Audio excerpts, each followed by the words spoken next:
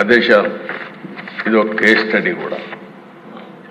వ్యవస్థల్ని ఏ విధంగా విధ్వంసం చేశారు, ఒక పాలకుడు ఏ విధంగా అహంకారంతో విర్రవీగిపోయాడు, అసమర్థత, అవినీతి, విధ్వంసంతో వ్యవస్థల్ని ఏ విధంగా నాశనం చేశారు, రాష్ట్రం యొక్క బ్రాండ్ ఇమేజ్ ఏ విధంగా దెబ్బతీశారు, మంచి రాష్ట్రాన్ని ఏ విధంగా సర్వనాశనం చేశారు, రాజధాని కళ చంపేశారు.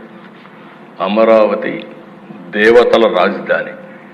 అలాంటి అమరావతి నిన్నటి వరకు ఏమైందో మనం చూసాం. ఈరోజు మళ్ళీ కేంద్రం 15,000 కోట్ల రూపాయలు ఆర్థిక సహాయం చేయడానికి ముందుకొచ్చారు, బడ్జెట్లో పెట్టారు.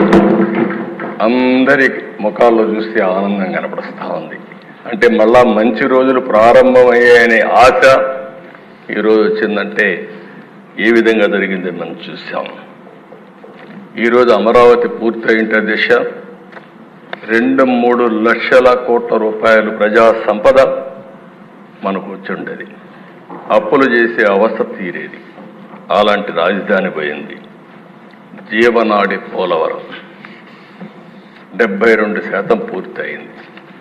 2020 నాటికి 21 నాటికి పూర్తి అయిపోయిండేది.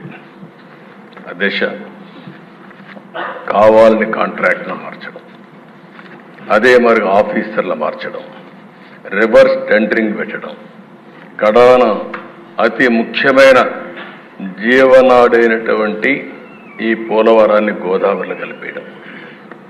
ఇప్పుడు మళ్ళీ డయాఫామ్ వాల్ నుంచి స్టార్ట్ కావాలి. కాఫర్ డ్యాముల నుంచి మళ్ళా మనం పని ప్రారంభించాలి. ఇది కూడా మనం మనస్ఫూర్తిగా ధన్యవాదాలు చెప్పాలి.